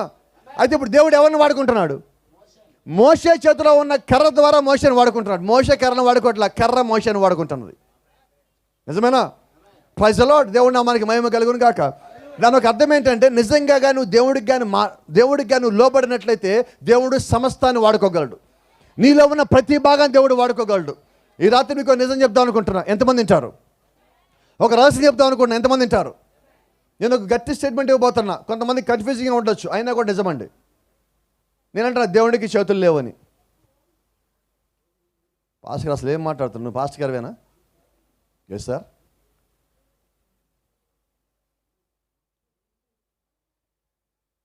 సేవకులు ప్రార్థిస్తున్నప్పుడు నీ తల మీద చేతుల నుంచి ప్రార్థిస్తున్నప్పుడు దేవుడు ఆ చేతులను వాడుకుంటాడు. డాక్టర్లు ఆపరేషన్ చేస్తున్నప్పుడు ఆ డాక్టర్ల చేతులను దేవుడు వాడుకుంటాడు. ఆయన వేరే చేయి దాటలేదండి, ఈ చేతులు ఆయన వాడుకుంటున్నాడు. Praise the lord. కాబట్టి నువ్వు నిజంగా దేవుడికి లోబడితే నీ చేతులు దేవుడి చేతులు అయినాయి, నీ కాళ్ళు దేవుడి యొక్క కాళ్ళు అయినాయి, నీ కళ్ళు దేవుడి యొక్క కళ్ళు అనేక దర్శనాలు చూస్తాయి, నీ కాళ్ళు స్వార్థ కొరకు అనేక ఆత్మ సంపాదన తిరుగుతూ ఉంటాయి. నువ్వు దేవుడికి లోబడితే నీ చేతిలో కర్రనే వాడుకున్న దేవుడు నీ శరీరంలో భాగాలు వాడుకోవడం అంటున్నా. Praise the lord. దేవుడు నామానికి మహిమ కలుగును గాక. మీరు నచ్చు నిజంగా పాస్గా దేవుడు మమ్మల్ని వాడుకుంటాడా? అంత అర్హత మాకున్నదా? కర్రనే వాడుకున్నాడు దేవుడు, మమ్మల్ని వాడుకోడా అని మీకు అనుమానం రావచ్చు. నేను అంటాను, మీకు నమ్మకం ఉంటే వాడుకుంటారు. ఆ నమ్మకం మీరు కలిగి ఉన్నారా? ఒక చిన్న ప్రశ్న అడగనండి, ఇదేంటిది అమ్మ ముందు నుండి చెప్పాలి గట్టిగా. కనబడుతుంది ఏమన్నా అక్కడ? పక్కకి వెళ్ళిపోయిందండి అక్కడ. సారీ, ఇది కనిపించిందా? పోనీ ఇదేంటి సార్? ఇది అటు పక్కన కుక్క పిల్ల ఉన్నది. కుక్కది, కుక్కకు పుట్టిందని ఏమంటారండి? కొంచెం గట్టిగా చెప్పండి. కుక్క పిల్ల అంటారా? దీనికి పుట్టిందని ఏమంటాం? కోతి పిల్లనా? దీన్ని ఏమంటారు? దీనికి పుట్టిందని ఏమంటాం? అవునా? ఇప్పుడు కుక్కకు పుట్టిన దానికి కుక్క పిల్ల అన్నప్పుడు దాని లోపల ఏ లక్షణాలు ఉంటాయి? షూరా? దీని పేరేంటి? దీనికి పుట్టిన దాని పేరు ఏమంటాం? దానికి ఏ లక్షణాలు ఉంటాయి? చాలామందికి ఉంటాయి. దీన్ని ఏమంటాం? దీనికి పుట్టిందని ఏమంటాం? దీనిలో ఏ లక్షణాలు ఉంటాయి? ఇక నిజమేనా? అంటే దేనికి పుట్టిన వాళ్ళకి ఆ లక్షణాలు ఉన్నట్లయితే యేసుక్రీస్తుకి పుట్టిన వాళ్ళకి ఏ లక్షణాలు ఉంటాయి అంటున్నా? దేవుడికి పుట్టిన వాళ్ళకి ఏ లక్షణాలు ఉంటాయి అంటున్నా? నువ్వు దేవుడి కుమారుడు అయితే ఏ లక్షణాలు ఉంటాయి అంటున్నా? నువ్వు దేవుడి యొక్క కుమార్తె అయితే నీకు ఏ లక్షణాలు ఉంటున్నాయా? నువ్వు దేవుడు నిజంగా నమ్మి యేసుక్రీస్తు నామములో బాప్తిజం పొందావంటే నువ్వు ఎటువంటి గుణలక్షణం కలిగి ఉంటావు? ఆయన ఏమి కలిగి ఉన్నావు అయితే నువ్వు కలిగి ఉండాలి. నువ్వు నమ్మగలవా మాట? కుక్కకు పుట్టిదాన్ని కుక్క అంటే ఒప్పుకుంటున్నావు, పాముకు పుట్టిదాన్ని పాము అంటే ఒప్పుకుంటున్నావు, కోతికి పుట్టిదాన్ని కోతి అంటే ఒప్పుకుంటున్నావు. దేవుడి యొక్క కుమారుడు ఒప్పుకోవా? నువ్వు ఒప్పుకోవా? ఆయన బిడ్డలు ఎక్కడ ఉన్నారా? ఆయనలో భాగం ఎక్కడున్నారా? ఆయన యొక్క సంతానం ఎక్కడున్నారా? ఆయన చేయగలిగే క్రియలు చేయగలిగే నిజమైన యొక్క విశ్వాసం ఎక్కడున్నారా? Praise the lord. దేవుని నామానికి మహిమ కలుగును గాక. నన్ను కొంచెం ముందుకెళ్ళండి. యూదుల వద్దకు దిగి వచ్చాడు దేవుడు, ఇశ్రాయేలు వద్దకు దేవుడు దిగి వచ్చినాడు. ప్రార్థించినప్పుడు, మొరపెట్టినప్పుడు, పాపం పెరిగినప్పుడు, ఆయన ఒక అవసరం వచ్చినప్పుడు, ఆయన ఒక సమయం వచ్చినప్పుడు దేవుడు కిందకు వస్తాడని చెప్పుకున్నాం, రైట్? మరి ఇప్పుడు దేవుడు నిజంగా ఎవరి దగ్గరికి వచ్చాడంటే ఇశ్రాయేలుని కాపాడటానికి దేవుడే కిందకి దిగి వచ్చున్నాడు. హల్లెలూయా. దేవుని నామానికి మహిమ కలుగును గాక. ఎప్పుడు వచ్చాడు దేవుడి కిందకి? దేవుని యొక్క సమయం వచ్చినప్పుడు ఆయన కిందకి దిగి వచ్చాడు. Praise the lord. 400 ఏళ్ళు అయిపోతుంది, అందుకే దేవుడి కిందకి వచ్చాడు. ఆయన ఆల్రెడీ వాగ్దానం ఇచ్చాడు, ఆ వాగ్దానం ప్రకారం దేవుడి కిందకి వచ్చాడు. అంటే దేవుని యొక్క సమయం వచ్చినప్పుడు, ప్రకటించబడిన సమయానికి దేవుడి కిందకి వచ్చాడు. అదే దేవుడు యూదుల దగ్గరికి తన నిమిత్తము ప్రవక్తలు పంపించున్నాడు. నిజమేనా? ఆమని చెప్పగలరా? అయితే ఆమని చెప్పండి, లేకపోతే వద్దు. దేవుడు యూదుల దగ్గరికి ప్రవక్తలు పంపించాడా? నిజమేనా? సత్యమేనా? మరి ఈమెవరు? వాళ్ళొక బావి దగ్గర కూర్చొని మాట్లాడుతున్నారు. ఈయనెవరు? సమరయ స్త్రీ. ఇప్పుడు సమరయ స్త్రీ దగ్గరికి ఎవరు వచ్చారు? యూదుల దగ్గరికి, యూదులు విమోచించడానికి, ఇశ్రాయేలు వారిని విమోచించడానికి దేవుడు ఒక ప్రవక్తను పంపించాడు, ఆయన కింద దిగి వచ్చాడు. Is that right? మోషే అనే ప్రవక్తను పంపించిన దేవుడే 20 లక్షల మంది ప్రజలను బయటికి తేయడానికి ఆయన కిందకు వచ్చాడు. నిజమేనా? మరి సమరయ స్త్రీ దగ్గరికి ఆయన కిందకు వచ్చాడు, అంటే సమరయుల కొరకు ఆయనే దేవుడిగా కిందకు దిగి వచ్చాడు. నిజమేనా? అంటే దేవుడు ఎవరి కొరకైతే నిర్ణయించాడో వారిని దేవుడు కాపాడుకోవడానికి వస్తానే ఉన్నాడు. మనం కొంచెం చివరికి వచ్చామని. ఆది కాండంలో ఆది పాపం తర్వాత కిందకి వచ్చిన దేవుడు ఆదామవ్వలను కాపాడుకున్నాడు. సత్యమేనా? ప్రజలు గట్టిగా చెప్పొచ్చు మీరు. నోవా కాలంలో జలప్రళయానికి ముందుగా కిందకి దిగి వచ్చిన దేవుడు నోవాహును మరియు అతని కుటుంబాన్ని కాపాడుకున్నాడు. నిజమేనా? Praise the lord. ఐగుప్తులోని ప్రజలు తన మొరలు విని కిందకి వచ్చాడు దేవుడు. నిజమేనా? 20 లక్షల మంది ప్రజలను దేవుడే బయట తీసుకొచ్చాడు. తన స్వరక్తముతో పాపంను కడిగివేయుటకు కుమారునిగా వచ్చిన దేవుడు 3 జాతుల ప్రజలను విమోచించాడు. యూదులని, సమరయులని, అన్యజనులని. నిజమేనా? అయితే ఒక చిన్న మాట అడగచ్చా నేను? దేవుడు పక్షపాత? అవునా కాదా? కాదు కదా. దేవుడు అన్యాయస్తుడా? యూదుల కోసం ప్రవక్తను పంపించాడు దేవుడు. సమరయుల కొరకు ఆయన కిందకి వచ్చిన దేవుడు అన్యజనులైన మన కొరకు ఎవరిని పంపించాడా? పంపించాలా వద్దా? పంపించకపోతే ఆయన ఏమవుతాడు? ఆ దేవుడు అన్యాయస్తుడు కాడండి. నిజమేనా? ఇప్పుడు మరి దేవుడు వారిద్దరి కొరకు కిందకి వచ్చాడు, వారు మొరపెట్టారు కిందకు వచ్చాడు అన్నాడు. సమరయ స్త్రీ దగ్గరికి ఆయన కిందకి వచ్చున్నాడు. మరి మన కోసం ఆయన రావాలా వద్దా? ఎందుకు ఆమెలు తక్కువైనాయి? రావాలన్నాడు ఆమె చెప్పొచ్చు. హల్లెలూయా. యూదుల కొరకు దేవుడు ఏం చేశాడో అదే సమరయుల కొరకు చేశాడు. మరి అన్యులమైన మన కొరకు ఆ విధంగా చేయను, ఎందుకంటే ఆయన అన్యాయస్తుడు కాదు. బైబిల్ చెప్తోంది, హెబ్రీయులకు రాసిన పత్రిక 13వ అధ్యాయం 8వ వచనం, యేసుక్రీస్తు నిన్న నేడు నిరంతరము ఏకరీతిగా ఉన్న దేవుడై ఉన్నాడు. ఆయన వారి కొరకు ఏం చేశాడో వీరి కొరకు అదే చేశాడు, వారిద్దరి కొరకు ఏం చేశాడని మన కొరకు అదే చేయాలి. సత్యమేనా? పరిస్థితులు కొంచెం ముగింపుకు వస్తున్నా. ప్రకటన గ్రంథం 10వ అధ్యాయం 1వ వచనం, బలిష్ఠుడైన వేరొక దూత పరలోకం నుండి దిగి వచ్చిన చూచితిని. ఆయన మేఘము ధరించుకుని ఉండెను, ఆయన శిరస్సు మీద ఇంద్రధనుస్సు ఉండెను, ఆయన ముఖము సూర్యబింబములను, ఆయన పాదములు అగ్నిస్తంభాలను ఉండెను. ఇదెవరండి? యేసుక్రీస్తు కాదా? నిజమేనా? ఇప్పుడు వచ్చింది దేని కోసం? యూదులని విమోచించడానికి, లేకపోతే ఇజ్రాయేల్ వారిని విమోచించడానికి దేవుడి కిందకు వచ్చాడు. సమరయుల్ని కాపాడడానికి దేవుడి కిందకు వచ్చాడు. ఇప్పుడు ఎందుకు వచ్చినట్టు? బైబిల్లో ఈ మాట రాసేది ఎవరికి? ఇది యూదుల కోసం కాదు, ఇది సమరయుల కోసం కాదు, వాళ్ళకి చేయాల్సిన దేవుడు చేసేస్తున్నాడు. మరి ఇక మిగిలింది ఎవరు? అన్యజనులు అంటే ఎవరండి? ఎక్కడున్నారు? ఎక్కడున్నామా? అంటే ఇప్పుడు వచ్చింది ఎవరి కోసం? ఇదేంటి సార్, దేవుడు మన కోసం వచ్చాడా, వస్తాడా, రావాలా? వచ్చేసాడా? ఎంతమంది నమ్ముతున్నారు? దేవుని నామానికి మహిమ కలుగును గాక. మన దినములో మేఘము రావాలా? వచ్చున్నదండి ఆల్రెడీ. దేవుడు తన యొక్క మేఘమును మన కొరకు కిందకి పంపించున్నాడు. Praise the lord. దేవుని నామానికి మహిమ కలుగును గాక. ఇప్పుడు ఆ మేఘంలో వచ్చిందంటే ప్రభువైన యేసుక్రీస్తునే. ఎందుకు వచ్చారంటే ఆయన అన్ని జనులమైన మనకు 7 ముద్రలు అర్థం కావటానికి, ఆ అర్థాన్ని వివరించడానికి దేవుడే కిందకి నేరుగా దిగి వచ్చి ఆయన మనకు అది ఇచ్చున్నాడు. సో ఈ రోజు నువ్వు ఏమి కలిగి ఉన్నావంటే పరిపూర్ణమైన దేవుని యొక్క వాక్యం కలిగి ఉన్నావు. అది ఎవరి ద్వారా కలిగి ఉన్నావు? ప్రభువైన యేసుక్రీస్తు ద్వారా. Praise the lord. ఒక 10 నిమిషాల్లో బిగిపెట్టండి.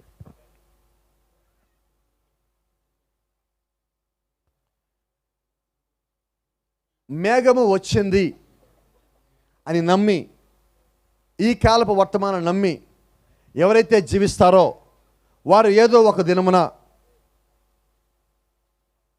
ఏం జరుగుతుంది? ఏం జరుగుతుంది? ప్రపంచంలో ఉన్న దేశాల్లోంచి ప్రజలు ఇలా పైకి వెళ్తూ ఉన్నారు.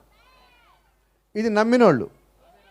మేఘం అంట వచ్చిందంట అంట అనేవాళ్ళు కొంతమంది ఉన్నారు. వాళ్ళని కొద్దిగా నాకు మంట. వాళ్ళు ఏం చేస్తుంది? నమ్మరు. నమ్మకుండా వాళ్ళు ఏమంటారంటే నవ్వుతారు. మరి నవ్విన వాళ్ళు కూడా ఒక ప్లేస్ ఉన్నది బైబిల్లో. ఎక్కడికి వెళ్తున్నారు? వాళ్ళు మీరు లాగలేరు. పైకి వెళ్ళే వాళ్ళు కిందకి ఎవరు లాగలేరు. వీళ్ళని పైకి మీరు లాగలేరు. వీళ్ళు నవ్వేవాళ్ళు, వాళ్ళు నమ్మినవారు. ప్రతిరోజు ప్రతి కాలంలో కూడా నవ్వినోళ్ళు ఉన్నారు, నమ్మినోళ్ళు ఉన్నారు.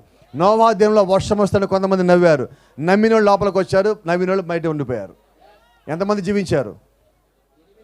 మోషే కాలంలో ఏం జరిగింది? మోషే దేవుడు యొక్క ప్రవక్తని నమ్మి వచ్చిన వాళ్ళు మొత్తం బయటకు వచ్చి కాపాడబడ్డారు. నమ్మినోళ్ళు అక్కడే ఉన్నారు. మరి ఈ దినంలో మేఘం వచ్చింది, ఈ దినంలో దేవుడు యొక్క వర్తమానం వచ్చింది, ఈ దినంలో క్రీస్తు యొక్క ఆ యొక్క కృప కిందకి వచ్చింది. Praise the lord. మరి దాన్ని నమ్మిన వాళ్ళ పరిస్థితి ఏంటి? దాన్ని నమ్మిన వాళ్ళకి ఒక ప్లేస్ దేవుడు నిర్ణయించాడు. వాళ్ళందరినీ పైకి తీసుకెళ్తానంటున్నాడు. నువ్వు లేఖనాన్ని నమ్ము, మనుషుల్ని కాదు, పాస్టర్లు కాదు, నువ్వు సంఘాలని కాదు, ప్రభువైన యేసుక్రీస్తు నీ కొరకు రాయించి ఇచ్చిన బైబిల్ను నమ్ము. ఆ బైబిల్లో దేవుడు ఆ వాక్యం రాశాడా? ఆయన మేఘంగా వస్తానని చెప్పాడా? అది నిజమేనా? బైబిల్లో ఒక ఎత్తబడుతుందని చెప్పాడా? అది నిజమేనా? అది జరుగుద్దా? అది జరిగితే ఎలాగుంటుంది? ఇదిగో ఇలాగుంటుంది. నమ్మిన వాళ్ళకి ఎత్తబాటండి ఇది. నవ్విన వాళ్ళ పరిస్థితి ఏంటి? మీరు గమనిస్తే అక్కడ ఎక్కువ మంది, ఇక్కడ ఎక్కువ మంది ఉన్నారా? వీళ్ళు పోటీలు పడతారు చూసారా? ఇంకో సంగతి చెప్పనా, వాళ్ళంతా వాళ్ళు వెళ్ళటల్లా. ఇది ఎవరు తీసుకుపోతున్నారు? ఇక్కడ చూసారా? అదండి విషయం. 2 దారులు నీ ముందు, ఎటు వెళ్తావు నీ ఇష్టం. నమ్ముతావా? గట్టిగా చెప్పచ్చు. నమ్మిన వాళ్ళ కోసం దేవుడు ఇంకొకసారి రాబోతున్నాడు. విమోచించబడిన తన వధువును తీసుకుంటూ ఆయనే కిందకి దిగి వచ్చును. ఈసారి ఆయనే నేరుగా కిందకి వచ్చి ఎవరైతే విమోచించారో, ఎవరైతే నమ్మారో, ఎవరైతే మేఘాన్ని ఒప్పుకున్నారో, ఎవరైతే వర్తమాన్ని ఒప్పుకున్నారో వారిని తీసుకెళ్ళడానికి ఆయనే కిందకు వస్తానంటున్నాడు. దూతల్ని దేవుడిని పంపించడండి, ఆయనే కిందకు వస్తున్నాడు. మనల్ని తీసుకెళ్ళడానికి ఆయన కిందకు వస్తున్నాడు. Praise the lord. కాబట్టి మనం నమ్ముదామా? దేవుడు ఎప్పుడు కిందకు వస్తాడు? పాపం పెరిగినప్పుడు, ప్రార్థించినప్పుడు, మొరపెట్టబడినప్పుడు, ఆయన యొక్క సమయానికి, ఆయన వస్తానని చెప్పే సమయానికి, తర్వాత చిట్ట చివరిగా తన యొక్క వధువును, విమోచించబడిన వధువును తీసుకెళ్ళటానికి. ఆది కాండం అయిపోయినది, నిర్గమకాండం అయిపోయింది, నోవాహు దినములు అయిపోయినాయి, మోషే దినములు అయిపోయినాయి, అపోస్తులకు దినములు అయిపోయినాయి. ఇప్పుడు మనం ఏ కాలంలో ఉన్నామంటే చిట్ట చివరి కాలంలో ఉన్నాం. ఇప్పుడు యేసుక్రీస్తు వస్తే నువ్వు రెడీగా ఉన్నావా? ఒకటే ప్రశ్న. రేపే దేవుడు వచ్చి నేను తీసుకెళ్తాను, సిద్ధంగా ఉన్నావా? లేకపోతే ఏం చేద్దాం? ఈరోజు రెడీ అవుదాం. ఒకవేళ ఇంకా నువ్వు ప్రభువైన యేసుక్రీస్తు నామములో బాప్తిజం పొందలేదేమో, దేవుడు నీ కొరకే ఈ రాత్రి ఇక్కడ వర్తమానం ప్రకటించి ఏర్పాటు చేస్తున్నాడేమో, మాకు తెలియదు. ఆ ఎత్తబాటులో చిట్ట చివరి వ్యక్తి నీవే ఉన్నావేమో, నీ కొరకే ఆ ఎత్తబాటు ఇంతవరకు ఆగిపోయి ఉన్నదేమో. ఈ రాత్రి దేవుడే వాక్యం ద్వారా నీ వద్దకు వచ్చి, మేము ఎక్కడ గుంటూరులో ఉంటాం, ఈ ప్రాంతం మాకు తెలియదు, ఇక్కడ సహోదరులు మమ్మల్ని ప్రేమించి మమ్మల్ని ఆహ్వానించి ఇక్కడ ఒక వాక్యం చెప్పమన్నారు. ఇది వాళ్ళ ప్రేరేపణ కాదు, మా ప్రేరేపణ కాదు, దేవుడి యొక్క చిత్తము కాబట్టి రాత్రి ఇక్కడికి వచ్చున్నాం. కాబట్టి దేవుని యొక్క వాక్య నిజంగా నువ్వు ఇది దేవుడు నాతో మాట్లాడాడు నమ్మినట్లయితే, ఆ ఎత్తబడే గుంపులో నేను కూడా ఉండాలని నువ్వు ఆశపడినట్లయితే, అదే దేవుడు ఈ రాత్రి నీతో ఇంకో మాట చెప్తా ఉన్నాడు. ఆయన నామములో బాప్తిజం పొందడానికి ఇంకా తలుపులు తెరిచే ఉన్నాయి, నీళ్లు రెడీగానే ఉన్నాయి, సేవకులు రెడీగానే ఉన్నారు. నువ్వు ఇష్టపడితే, నువ్వు సిద్ధపడితే, దేవుడు యొక్క ఆత్మగాని ప్రేరేపణ కలిగినట్లయితే నువ్వు లోపలికి అడుగు పెట్టచ్చు. నోవాహు దినములు ఇలాగ ప్రకటించబడింది, మోషే దినములు ఇలాగ ప్రకటించబడింది, మళ్ళా ఈ దినము మళ్ళా ఇలాగ ప్రకటించబడుతుంది. ఎందుకంటే భూమి మీద కొన్ని వందల మంది, వేల మంది, లక్షల మంది ప్రజలు ఒకేసారి ఇలా భూమిని విడిచిపెట్టి పరలోకానికి వెళ్ళిపోతా ఉంటే మనం ఏం చేద్దాం? కింద కూర్చున్న వాళ్ళకి బాయ్ చెప్దామా? కింద నుంచి బాయ్ బాయ్ అని చెప్దామా? వినమళ్ళ నాకు. మనము పైకి వెళ్ళి గుడ్ బాయ్ అని చెప్దామా? బాయ్ బాయ్ చెప్పేవాళ్ళు చేయొద్దండి. గుడ్ బాయ్ అని చెప్పేవాళ్ళు ఒకసారి చప్పట్లోకి వచ్చండి. God bless you. దేవుడు మిమ్మల్ని దీవించును గాక. మరి తిరిగి సహోదరి సమయాన్ని అప్పగిస్తున్నాను. షాలోమ్.